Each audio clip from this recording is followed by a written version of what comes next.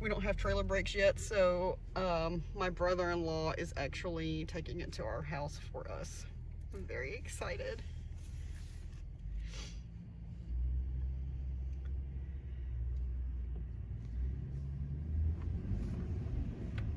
I can't believe we did a thing. Holy cow.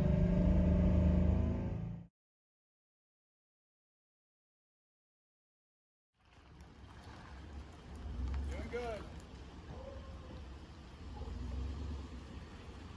We cannot keep it at our house, but it's going to be here for a couple of days. Merry Christmas to us. I will do a walkthrough in the daytime. So excited.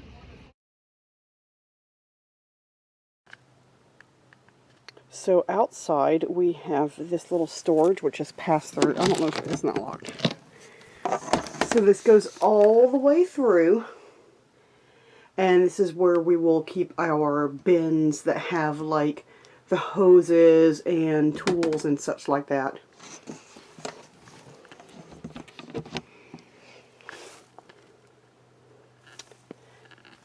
This is also wired not only for a backup camera, but for side cameras, and it's got a solar hookup, so if we wanted an external solar panel, we could just plug it in there, which is really freaking cool. It has a power awning, which I will not show you because I'm not going to run that off battery. So we'll go inside. It also has the solid steps, which are fantastic. These are way more secure and safer than the kind that like slide up under the thing and float. Because these actually, you can put all your weight on it. I think they hold like 400 pounds. Inside here we have a fire extinguisher. You should always have one. Okay, on the first wall inside the door is where you have a TV mounting panel, but apparently the previous owners took theirs, had one, and then took it with them because it left some little holes, but that's okay. We do have a smoke detector, and there is a carbon monoxide detector. This one only has one hanging wardrobe, but it's pretty deep, and you can also put some stackable shelving in here if you would like to. This little landing area is carpeted, so if you really wanted to put a longer mattress, you could. I believe this is a Camp Queen. Beside here, we have USB outlets and regular outlets. And then here's the back wall of the bed. This topper did not come with it. We had bought this a couple of weeks ago, actually, and it's pretty heavy, so I've just folded this up out of the way right now. Up here, we have a side mount air conditioner. Now, normally we would not have gone for this, but since it's our very first RV, and it's a small camper, it's going to be sufficient. Plus, there's the added benefit of, if this breaks down, we can go to Walmart, pay $150, take it out, and install it ourselves. If you have a roof mount air, and it goes out, you have to take it into an RV shop, and pay a lot of money to get it repaired. This is our dinette. There is no storage underneath this because there are some components under here. This table does let down so that the cushions can come across and make a bed. We actually do have storage under this one. So you can lift that up and the whole underside is storage right there. I know it's dark in here, but I have the battery disconnect off. I don't have the battery on. I'll come back through this evening and show you how bright it is with all the lights on. So anyway, up here we've got storage on both sides. It's just passed through, but it's pretty large. And we're going to get some stackable shelves to put in here because I don't want to drill any holes and mount anything.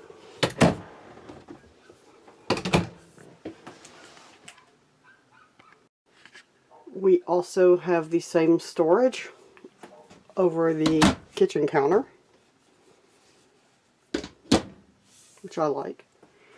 We have an under cabinet light here. This window does not open, The blinds on this one are different. They are metal. That is the law. Any window that is anywhere near the stove must have metal blinds. So this is looking at the counter space, the sink, and the little stovetop area. For such a small RV, that really is a very good amount of counter space. The sink, it's plastic. That's okay. It's kind of shallow, but it'll be good for like rinsing vegetables, washing mugs, and such like that. I do have a camp sink that's a little deeper that I could use outside. Here we have a 2-burner gas stove. There is no oven, but there is a microwave.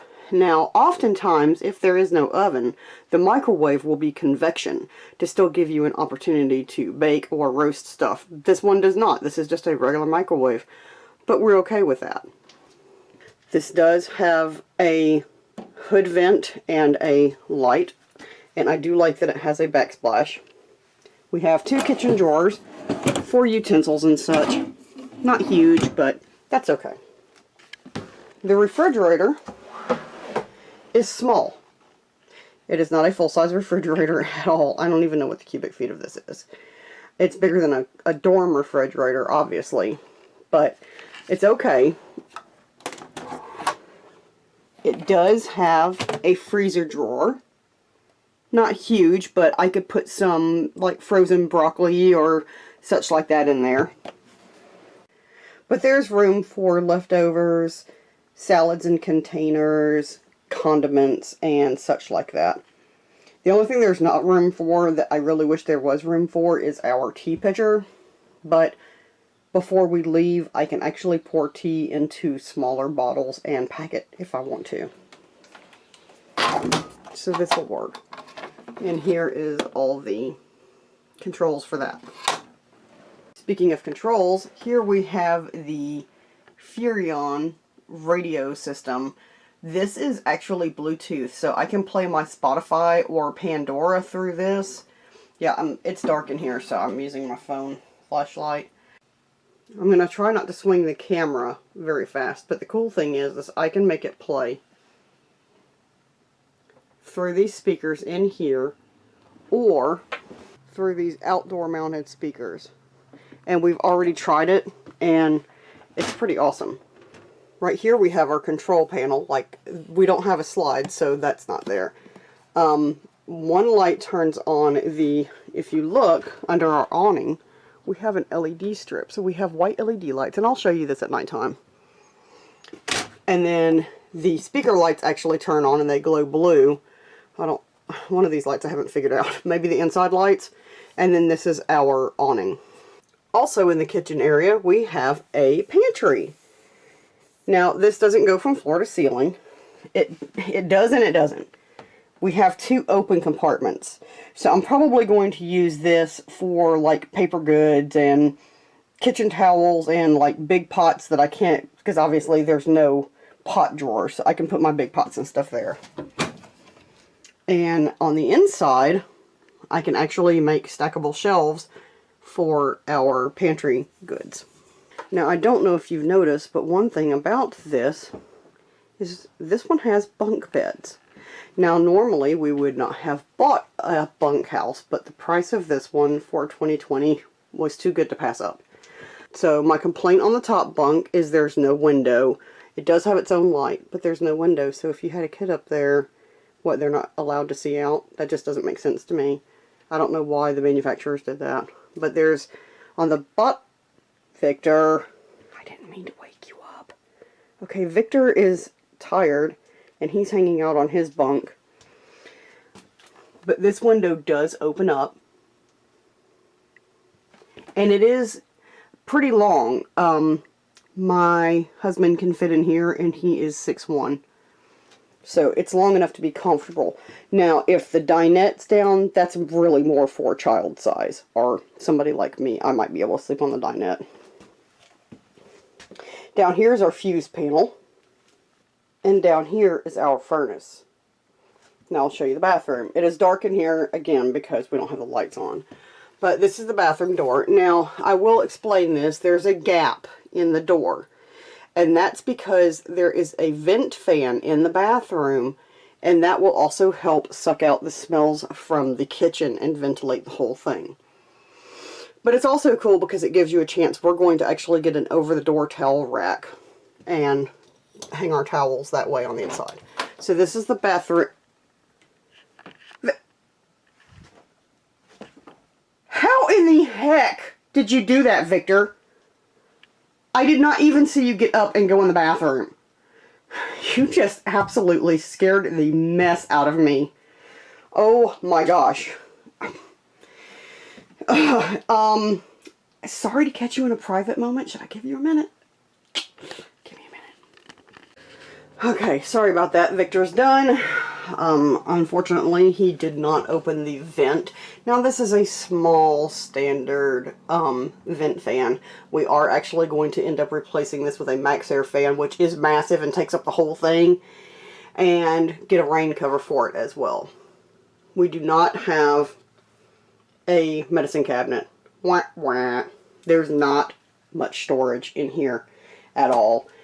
And because it's a bunkhouse, every time you get a bunkhouse, you get some kind of a tub or a, what I call a shub. Kind of like a shower tub. Like, it's not deep enough to really be a tub, but it's not all the way down to the floor, so it's not really a shower pan. And you're right, Matt cannot stand up in this at all. If they would have put a skylight, I don't know why they didn't, but if they would have put a skylight, he would have been able to stand in it without having to bend his head. But we're usually going to use the showers in the campground anyway. So, and it just comes with a little plastic thing. You know, this is a jet trailer, so we're going to probably replace this with a, like, I don't remember what it's called, but a lot of RVers use it, and it kind of helps. It's a metal one, but it helps with the water pressure and such. It's like a water saver. We do have a GFI outlet here. We've got a pretty much a deeper bathroom sink than we have the kitchen sink. And we've got storage under here for toilet paper and sundries. This is a plastic toilet, and it is a foot flush. The previous owners actually mounted this little trash can, and I love this. It's out of the way, so we're going to leave this here.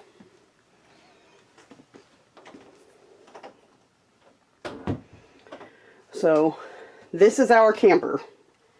And I'll show you again at nighttime. Now, we will end up making a video. I guess I'll make a video. I don't know. I have to figure out how to kind of gothify this, because this is a lot of brown. If we were steampunk, I would be elated. But it's brown. But we will end up probably trading this in within a couple of years for something a little bit larger, if we decide that we like the RV type weekend life.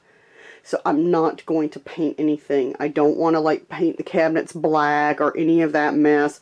I want to keep it like it is and just put decorations in that can be taken out easily. So we will try to decorate this and make it look a little more goth if we can, but you know, you got to do what you got to do sometimes. So that's the daytime tour, at least. I'll show you the nighttime just to let you see how bright it is.